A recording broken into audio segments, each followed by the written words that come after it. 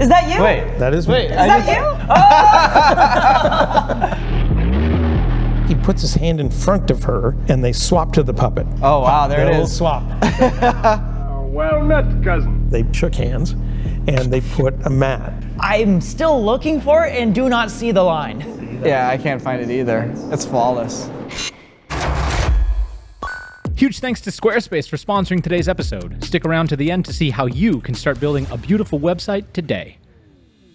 Hi, welcome back to another episode of Visual Effects Artists React. We are very excited today. We're joined by an amazing guest, John Berton Jr. Very experienced visual effects artist, has worked on some amazing films. I started out as a CGI artist at ILM back at the beginning of Terminator 2, supervising Men in Black 2 and the 2 Mummy movies and so on. Then I went independent. Charlotte's Web is one. I worked on iRobot, bedtime stories, and new projects, Netflix shows, and things like that. So John's first clip here is Prisoner of Zenda, which is an example of early cloning effects. And this is from 1952. Yeah, let's look at it. Stuart Granger in a dual role as the pompous King Rudolph and as the heroic imposter Rudolph Rassendale. This is like a classic thing, right? Split down the middle. Nobody ever crosses the line, right? Classic Parent Trap. Exactly, right. So one of the things that you can see in the best visual effects shots is the understanding that the audience is onto your tricks. And so design a shot that proves them wrong. What they did in this movie, and is what you have to do, is they say, okay, we need a shot that proves we didn't just do a split screen through it. And so they have them shake hands. Well met, cousin. Right there. Wow. Looks pretty good. Flawless. Yeah. Okay. Yeah. Okay. Wow. It's so simple, and yet it was, I was looking for a matte line and I did not see one. If you look underneath his neck on the right, where there's the white line of his shirt and then there's the collar. Yeah. If you look right there, you will see just this little tiny movement that his head's not quite attached to the rest of his body. But that's it. You know, they took 3 tries at it and one of them scored. They got it, right? I'm still looking for it and do not see the line. Yeah, I can't find it either. It's flawless. And what they did is they shook hands and they put a mat, literally a black piece of paper in the matte box of the camera that blocks off the part where the stunt double's head is. And they rolled 3 takes. Then they rewound the camera back to the beginning of the roll and they did 3 more takes with the mat now only showing his head. And they nailed the stunt double's shoes to the floor. So he's in the exact same position. And we're not putting down a little piece of tape to say, oh, step right here. It's like, no, no room for error. These shoes are nailed to the floor. So when you see the clips, it just goes by. There's so many of these lessons when you look at something like this, and there's all kinds of things like that. You know, King Kong's the other example, the 1933 one. The technique that is most interesting is that they're stop-mo animating King Kong, right?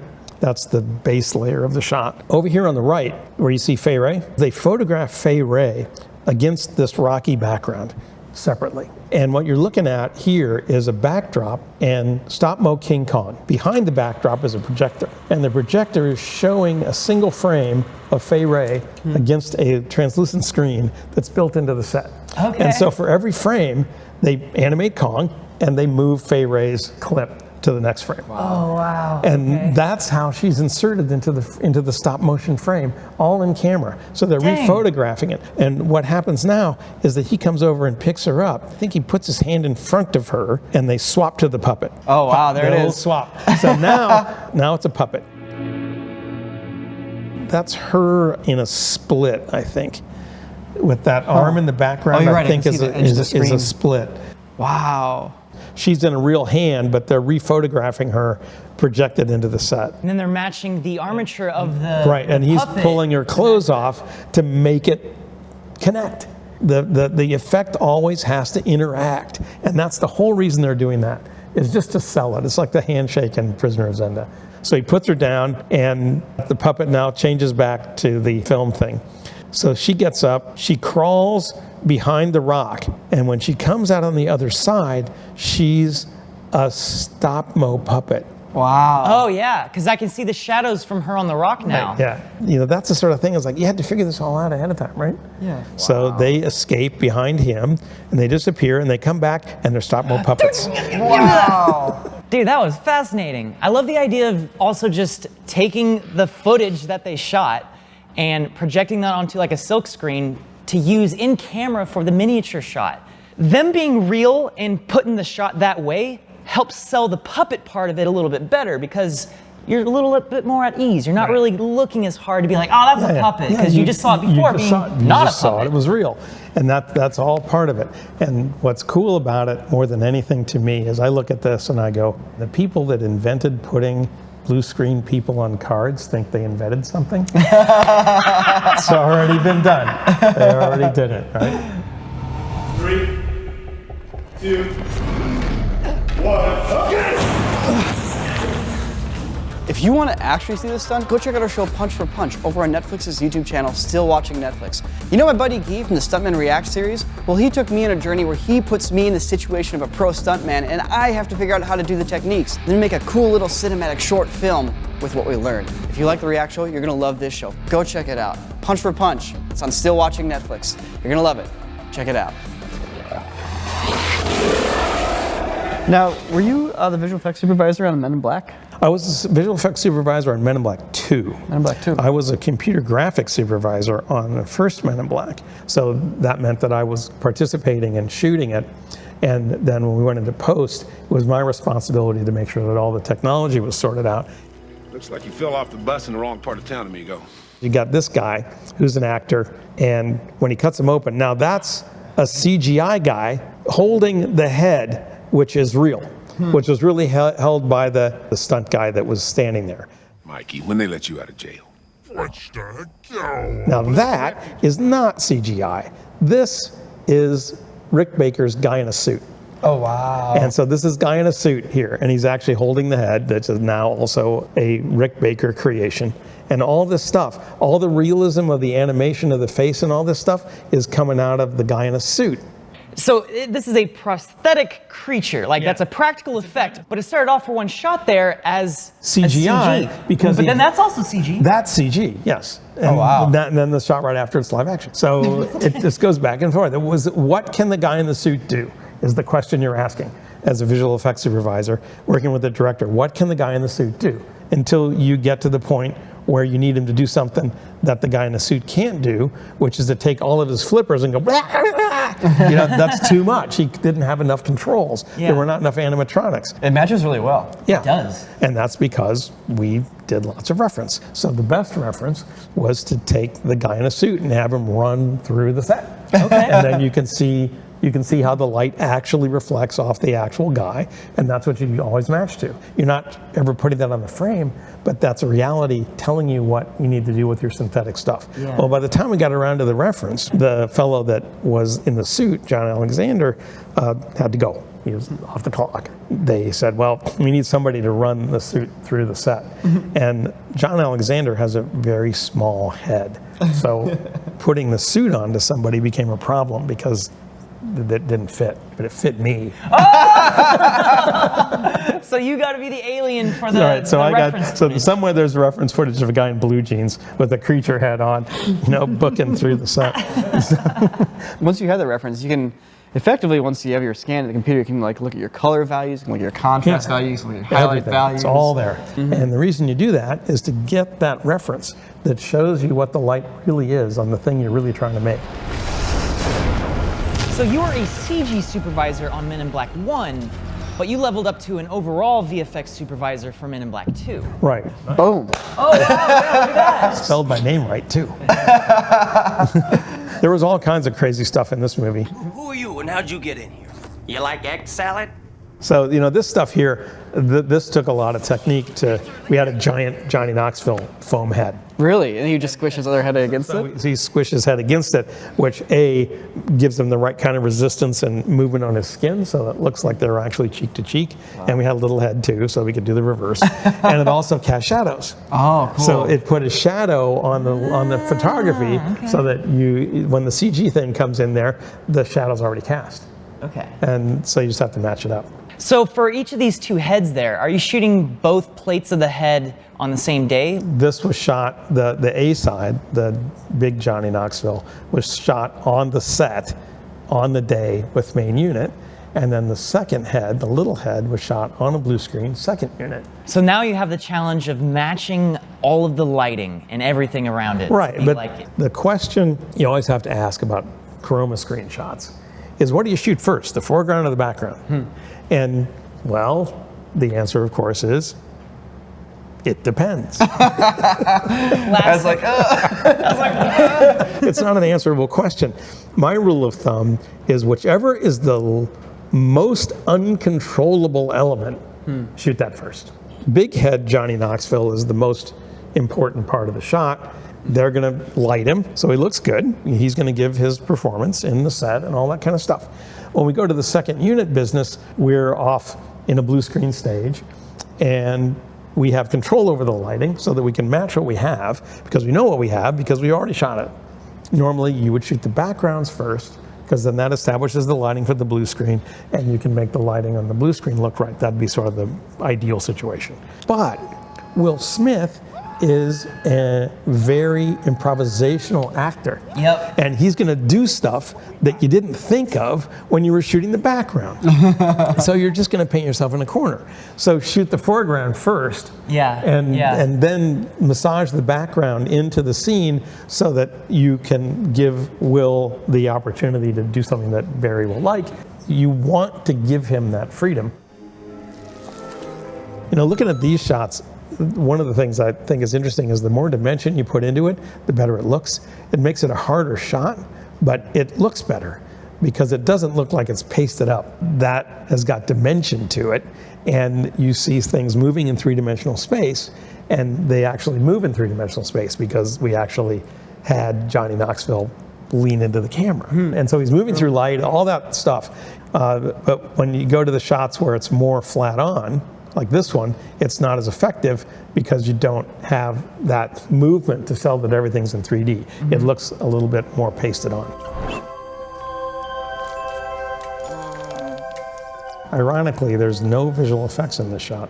In that shot? But wait, is that you? wait. That is me. Is that you? I just You're in the recognized movie. you. You're an alien. That's how I got into the movies. All right. There's an interview with Rick Baker, and he says that he was sitting with Barry Sonnenfeld, and Barry says, so who are we going to get to be the other alien in the post office? And Rick says, we need to find somebody who really looks like they're an alien. And so they look around and they go, there he is. Oh, man. And I look over and I see Barry and Rick looking at me. And I'm like, what? And they say, you need to go see Mary Vogt. She's the costumer, also a friend of mine. And you need to go see Mary Vogt. And I'm like, why am I going to the costume department? And they said, we're putting you in this scene. Get out of here. Wow. There's no VFX in that There's no shot. VFX in the shot of this shot. So that's this is all Rick Baker. And a hole in the floor. And a hole in the floor. The whole set is built this far off the ground Okay. for just this reason. So much work for just like a shot. Yeah. And then that's over. It's huge production value, right? There's nothing repeated. It's just more new stuff every shot.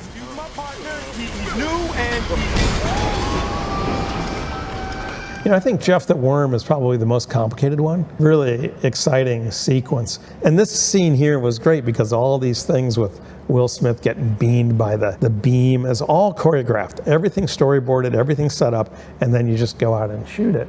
And then you have to put the monster in. The shots of him actually going down the tunnel, is the tunnel itself practical or is that CG? Most of it's photography. Okay. And then some of it's blue screen. But the tunnel receding, that's photography. Okay. So we actually had a track in New York where a second unit went in and shot all this stuff. You know, some of this stuff, you know, it's a little bit over the top, but you get away with it because it's a comedy, right? And that's part of the aesthetic of the film. Wait!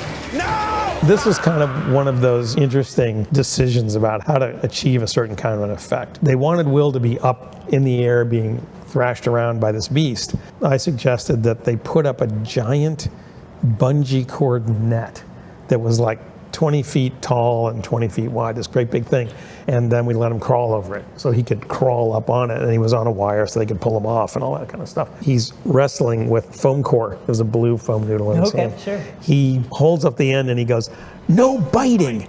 And then he bites into the foam noodle, which was not in the script. And it's great. It's a great little thing. I was talking, Jay! See, there he was holding onto the net, but we've put the creature where the net is so that it looks like he's holding onto the creature. Anything to make interaction. That's the thing. Absolutely, right? You know, that's super important.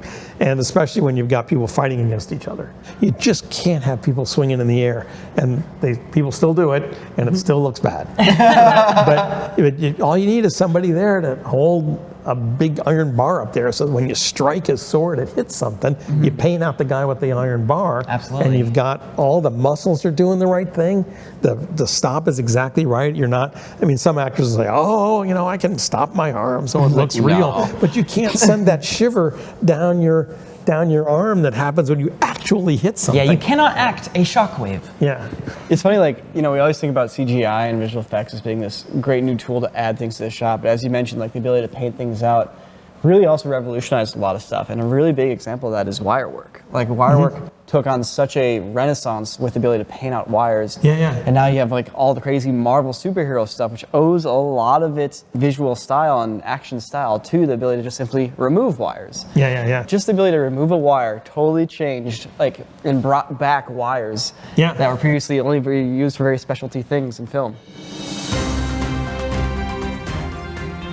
Brandy O'Daniel here, reporting live from the Corridor Digital Studio, where I'm here to ask people today about the best way to start a website for a small business, courtesy of today's sponsor, Squarespace. Hi, Brandy O'Daniel, how are you? What are your thoughts on the best way to get beautiful award-winning templates for a small business website? Squarespace. That's correct, great answer. All right, we're just gonna step inside here. Oh, there's no one here. Wait, does anyone even work around here? This is weird. Niko, how important is it that a website for your company has a multiple contributors tool, which allows other people from your company to do different things on the website? You know, that's a great question, because if you want to grow as a company, you're going to need to delegate and spread out the workload. The only way to do that is with multiple contributors. Great answer, nothing further, thank you. What if I told you that Squarespace has 24/7 award-winning customer service? Wow, I didn't know they gave awards for customer service, so it must be pretty good. Exactly. Hey, would you say that something like analytics would be important to understanding your audience? I think so. I think it's crucial. Well, what if I told you that Squarespace has incredible traffic overviews tools that allow you, with some of the best in the game analytics, to understand who's coming to your website, what they're doing, and how they're utilizing your website so you can better craft it for them? That'd be a good thing for you? Yes, I think so. Do you own like land, or what's the deal? All right, well, you heard it here first. The best way to get your own website up and running is with Squarespace. Sir, if people are interested in getting started for themselves building a website, where should they head to? If it were me, I'd go to squarespace.com/corridorcrew. That's squarespace.com/corridorcrew, or just click the link below. Thanks for watching, everybody. I hope you're having a great day. Brandy O'Daniel, signing off. Filmmaking and cinema is illusion, right? Yeah. And to me, visual effects is sort of the ultimate expression of that particular artistic idea. Show me something I can't see in reality. Okay. Show me something on the screen that I can only experience when I'm watching a movie.